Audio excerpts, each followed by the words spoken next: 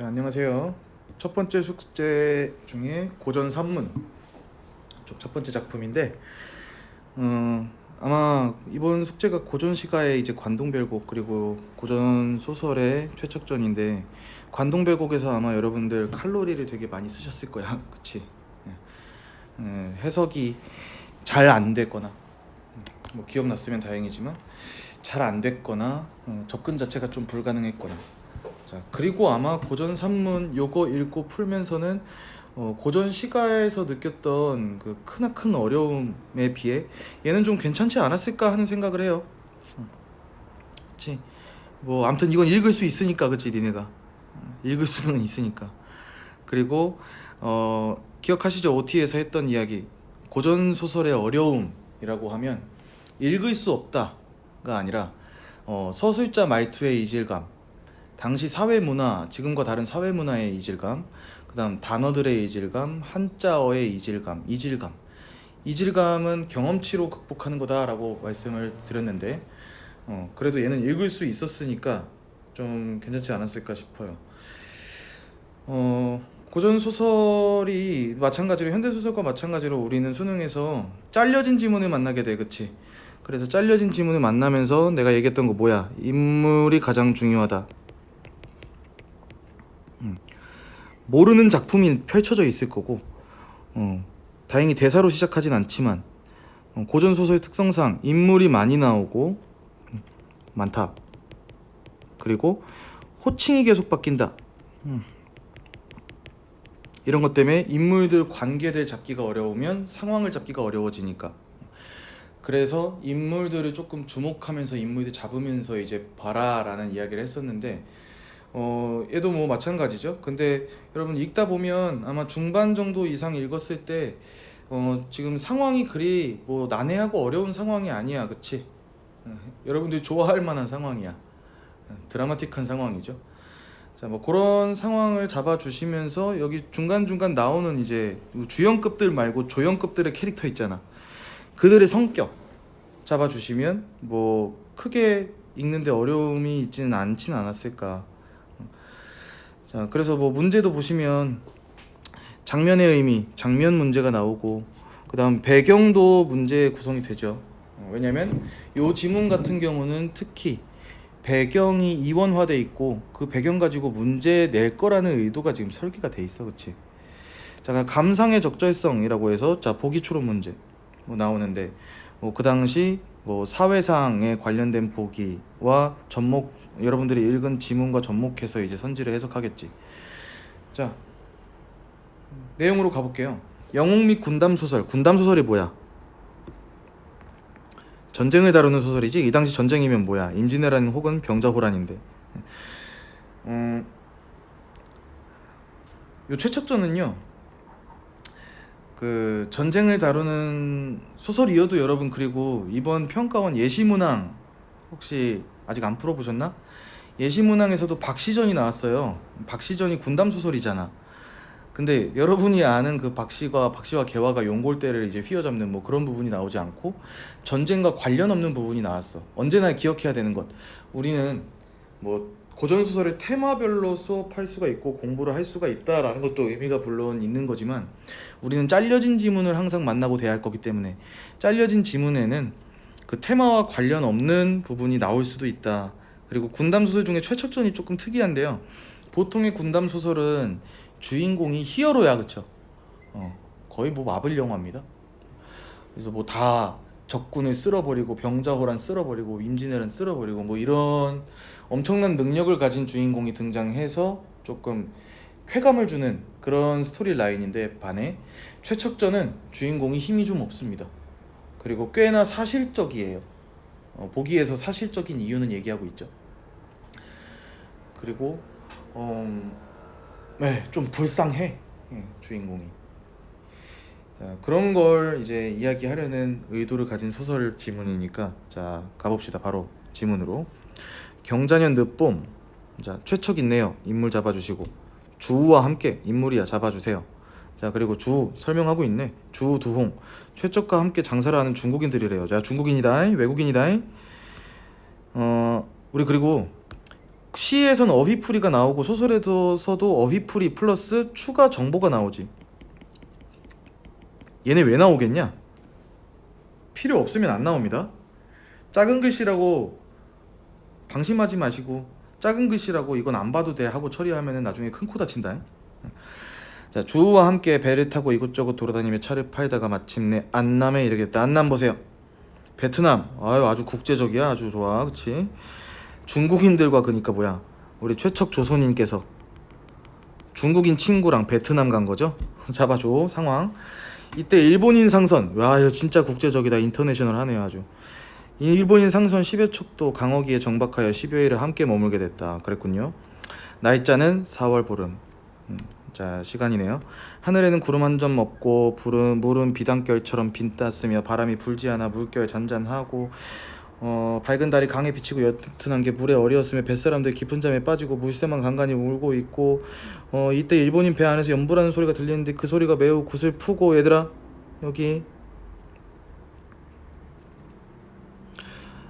꽤나 디테일한 배경 묘사죠. 그리고 배경이 나오면 우리 항상 느끼셔야지. 분위기 어때? 적어도 밝고 경쾌하고 너무 신나고 지금 막 그러지는 않는다는 건 잡을 수 있겠지. 좀 구슬픕니다. 자, 최척은 홀로 선창에 기대어 있다가 이 소리를 듣고 자신의 신세가 처량하게 느껴졌다. 자, 뭐 우리한테 신세를 지금 막 제시해주진 않았어요. 이유는 잘 모르겠지만 아무튼 처량하게 느껴진 신세네. 그래서 즉시 행장에서 피리를 꺼내 갑자기 불어야죠. 처량하니까. 가슴속에 맺힌 회한을 풀었다. 회한은 품고 있는 한입니다. 한. 때마침 바다와 하늘은 고요하고 구름과 안개가 거치니 애절한 가락과 그윽한 흐느낌. 자, 느껴봐. 피리 소리에 뒤섞여 맑게 퍼져나갔다. 이에 수많은 뱃사람들이 놀라 잠에서 깨어났으며, 이제 욕하면서 일어났겠죠? 잠에서 깨어났으며 그들은 처연하게 앉아 피리 소리에 조용히 귀를 기울였다. 착한 사람들이네요. 그치? 격분해서 머리가 고추던 사람도 뭔가 빡칠 일이 있었나봐요. 격분은 빡침이죠. 화남. 피리 소리에 분을 가라앉힐 정도였다. 잠시 후 일본인 배 안에서 조선말로 칠원절구를 읊었다. 칠원절구가 뭡니까? 한시예요. 아무튼 노래를 읊었어요. 어디서? 중요한 건 일본인 배 안에서. 조선말로니까 조선인 아닐까요? 자, 추측해봅니다. 가자. 왕자진 피리 소리에 달마저 떨어지려 하는데 바다처럼 푸른 하늘엔 이슬만 서늘하구나. 뭐 내용은 그렇습니다. 뭐 푸른 하늘에 이슬이 있네요. 달마저 떨어지려 하는데 조금 처연하죠, 분위기가. 자, 더 가볼게. 시를 읊는 소리는 처절하여 마치 원망하는 듯 호소하는 듯. 자, 분위기 던져줍니다. 시의 분위기. 처절하고 원망하고 호소하는 듯하다. 시를 다 읊더니 그 사람은 길게 한숨을 내셨다. 한숨. 이 인물의 심리도 알 수 있겠다. 그쵸? 최척은 그 시를 듣고 크게 놀라서 피리를 땅에 떨어뜨린 것도 깨닫지 못한 채 개충격. 무슨 일이야? 마치 실성한 사람처럼 멍하니 서 있었다. 이를 보고 주가 말했다. 주 인물 잡습니다. 아까 나온 위에 보시면 주 친구, 중국인 친구. 어디 안 좋은 곳이라도 있는가? 그러게, 우리가 물어보고 싶은 말이네요. 그치? 자, 최척은 대답을 하고 싶었으나 목이 메고 눈물이 떨어져 말을 할 수 없었다. 시간이 조금 흐른 뒤에 최척은 기운을 차려 말했다. 조금 전에 저 배 안에서 들려왔던 시구는 바로 내 아내가 손수 지은 것이라네. 아, 사연을 친절하게 설명충이 아니라 설명을 해줍니다. 손수 지은 것이라네. 다른 사람은 평생 저 시를 들어도 절대 알아내지 못할 거야.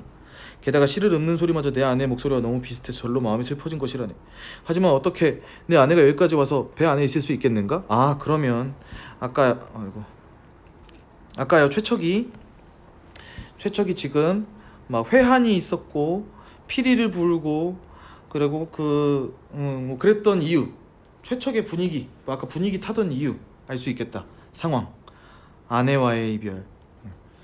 근데 지금 아내밖에 모르는 시를 저쪽에서 지은 거잖아. 세상에서 아내밖에 모르는. 그래서 아내의 목소리와 심지어 비슷해. 야, 이 정도면 근데 빼박 아닌가요? 뭘 의심하고 있는 거야? 그쵸? 암튼 아내가 여기까지 와서 저 배에 있을 수 있겠냐. 자, 이어서 온 가족이 왜군에게 포로로 잡혀간 일을 말하자. 배 안에 있던 사람들 가운데 비탄에 젖지 않는 사람이 없었다. 슬퍼. 다 공감해주고 있어요. 그 가운데는 두홍이라는 사람이 있었는데 아까 두홍 나왔습니다. 중국인 친구야. 해도 젊고 용맹한 장정이었다. 그는 최척의 말을 듣더니 얼굴에 의기를 띠고 주먹으로 노를 치면서 조금 약간 분노 조절 장애가 있나 봐요. 분연이 일어나며 말했다. 내가 가서 알아보고 오겠소. 성격 겁나 급합니다. 주우가 저지하며 말했다. 야, 깊은 밤에 시끄럽게 굴면 많은 사람들이 동요한다. 내일 아침에 조용히 물어보는 게 어때? 아, 침착합니다. 우리 서술자가 인물의 성격 혹은 심리를 직접 제시해 줄 수도 있지만 직접 제시해 주는 부분이 더 부분적이고요. 그 다음에 결국은 소설은 사건 전개가 될 거고 그 사건 전개 안에 서술이 있을 거고 대사가 있을 거야, 그치? 우리는 서술에서도 인물의 심리를 뽑아낼 수 있지만 인물이 치는 대사를 치면서 간접적으로 우리는 인물의 심리 혹은 성격도 알아내야 됩니다. 자, 침착하네요. 그리고 현명하네요. 주위 사람들이 그럽시다.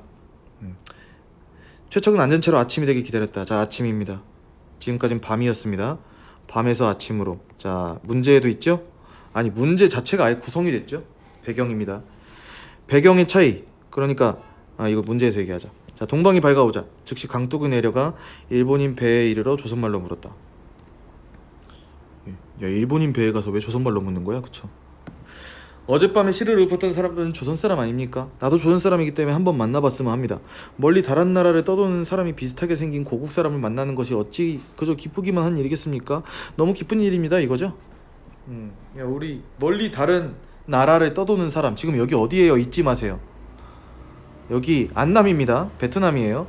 베트남에서 조선 사람 최척이 일본인 배에서 조선어로 부르는 노래를 듣고 와서 조선말로 물어보고 있는 거야.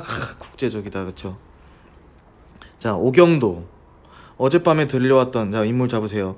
피리 소리가 조선의 곡조인데다가 평소 익히 들었던 거 너무 흡사해서 어제 피리 소리 최척이 본 피리 소리. 인물이 많이 나오는데 중심 인물이 지금 조금 뚜렷한 편이어서 관계 잡기가 그리고 상황 잡기가 그렇게 어렵진 않죠. 너무 흡사해서 남편 생각에 감회가 일어 저절로 시를 읊게 되었던 것이다. 아, 남편이 그러면 최척이다. 잡아줄 수 있나요? 아, 그러면 최척이 아까 말한 내 아내가 오경이다. 오경은 자기를 찾는 사람의 목소리를 듣고 황망하게 뛰어나와 최척을 봤다. 두 사람은 서로 바라보고 놀라서 소리를 지르며 끌어안고 모래밭에 뒹굴었다. 목이 메고 기가 막혀 마음을 안정할 수가 없고 말도 할 수 없었다. 눈에선 눈물이 닿아자 피가 흘러내려. 어이구야, 엄청나네요. 피눈물이 흘러내리고 있다, 뭐 이거겠죠. 서로를 볼 수도 없을 지경이었다. 두 나라의 뱃사람들이 저작거리처럼 모여들어 구경했는데 처음엔 단지 친척이나 잘 아는 친구인 줄로만 알았다. 뒤에 그들이 부부 사이라는 걸 알고 사람마다 서로 돌아보며 소리쳐 말했다. 이상하고 기이한 일이다. 이건 하늘의 뜻이요, 사람이 이룰 수 있는 일이 아니로다. 이런 일은 옛날에도 들어보지 못했다. 어떤 일?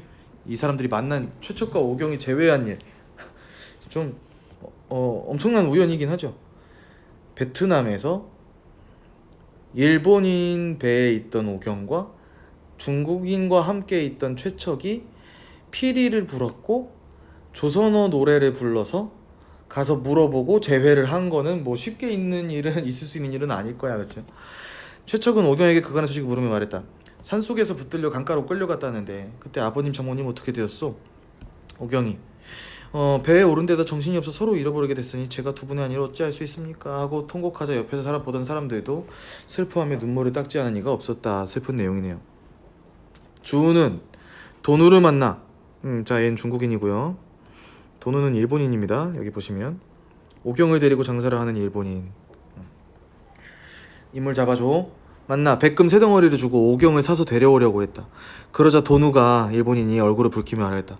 내가 이 사람을 얻은 지 이제 4년 됐는데 그의 단정하고 고운 마음씨를 사양해서 친자식처럼 대해왔는데 그래서 침식을 함께하는 동 잠시도 떨어진 적이 없었으나 지금까지 그가 아낙네인 걸 몰랐습니다. 여자인 걸 몰랐습니다. 아, 그러면 여기서 상황 하나 알 수 있다.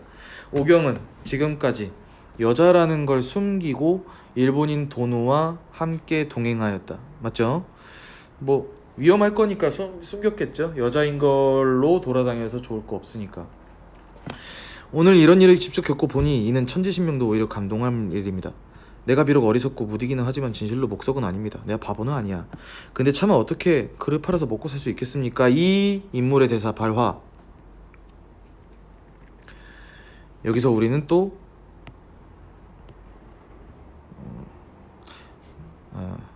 잠시만.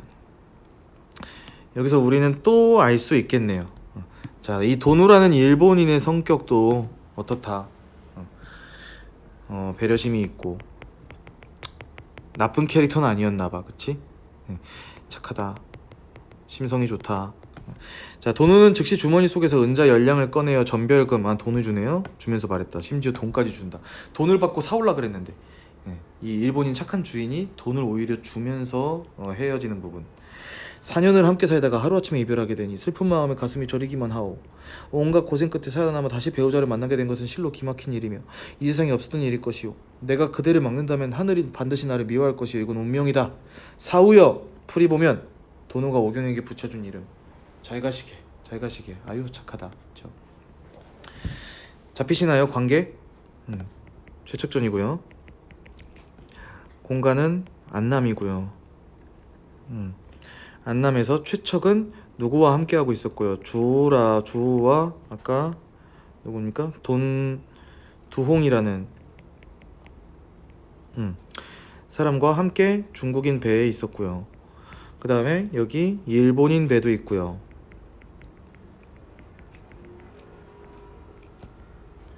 여기에 오경이 있고요. 조선인 안에.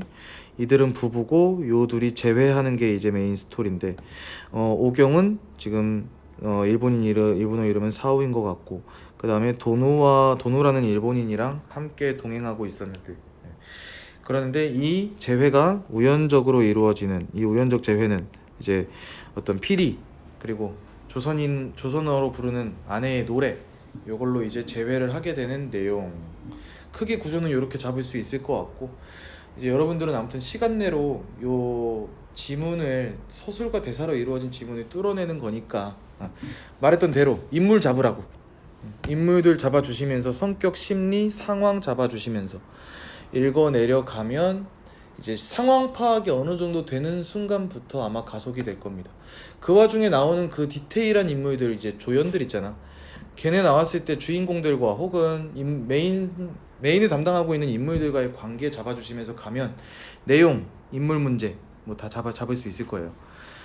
자, 1번 최척과 오경의 재회에 대한 이해로 적절한 거. 자, 문제 푸는데 긍정 발문이고요. 한 장면의 의미를 물어보는 거다. 자, 타국에서 만난 동포의 도움을 통해 우연히 이루어진다. 자, 어떤 동포가 누가 도와줬나요? 그러면은 베트남 사람이 도와줬나요? 뭐 그런 부분은 없었다. 두 인물이 공유하고 있는 과거의 기억, 뭐죠? 피리, 그리고 칠원절구 노래를 매개로 하여 연결하여 이루어진다. 틀린 말 없네요. 답은 2번. 3번. 두 인물이 평소에 주변 사람들에게 베푼 자비로 인해 착한 삶을 살아서 만났나요? No. 우연적으로 만났다. 주변 사람들의 오해로 인해 우여곡절을 겪다가 라는 부분 확인할 수 있었나요? 없었고요. 주변 인물들 중 대다수에게는 환영을 받지만 일부에게는 의구심을 유발한다. 그래서 최척과 오경이 만나가지고 지금 좋아하고 있는데, 근데 저 둘이 진짜 부부일까? 뭐 이러는 사람 있었나요? 말도 안 되는 소리 하고 있죠. 나머지 부정할 수 있으면 되겠다. 자, 2번. 윗글의 밤과 아침에 대한 설명으로 적절한 거. 자, 밤은 주인공이 나올 줄 알았죠? 배경? 지금 이 배경이 이 지문에서 밤과 아침으로 이원화돼 있고요. 그 다음에 밤에는 뭐 하는 부분이야? 이제 서로의 노래 확인, 그리고 의구심이 드는 부분이고, 아침에는 이제 그 조선인이 맞는지, 혹시 아내가 맞는지 확인해서 재회를 하는 장면. 자, 갑니다. 밤은 주인공이 초월적 존재가 나왔었어요. 신적인 존재 혹은 신격화할 수 있는 존재 혹은 이계에서 온 존재로서 주인공에게 조력을 해주는 존재 없었습니다.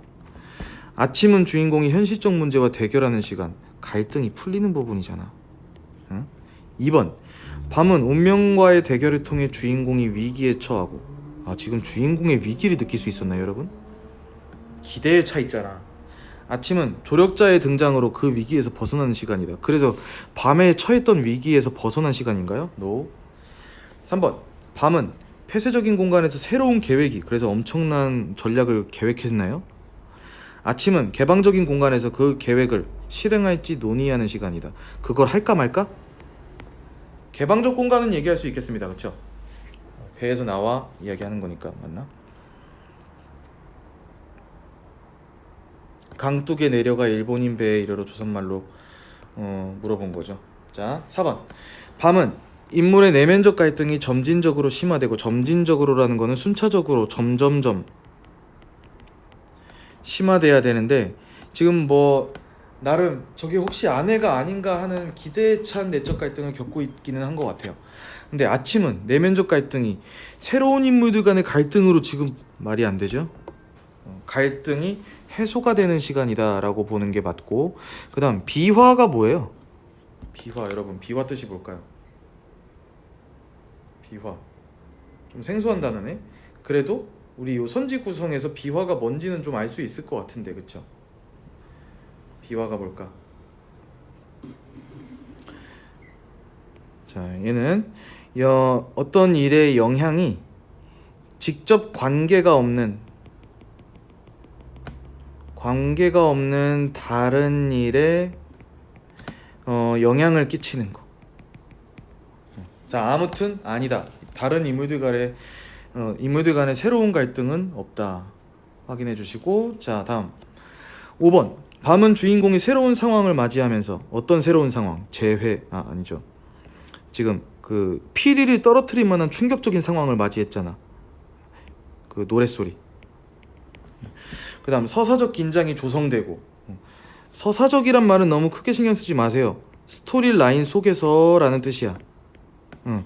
아무튼 서사적 긴장이 조성되고, 왜? 바로 가가지고 지금 확인했으면은 긴장이 더 깊어지진 않겠지. 근데 지금 여기 최척 대사도 보시면, 아내가 직접 지은 건데 지금 이걸 여기서 듣다니. 근데 그 사람이 여기에 있을 리가 없지 않나? 라고 얘기하는 걸 하면서 점점 긴장이 조성되고, 과연 맞을까 아닐까?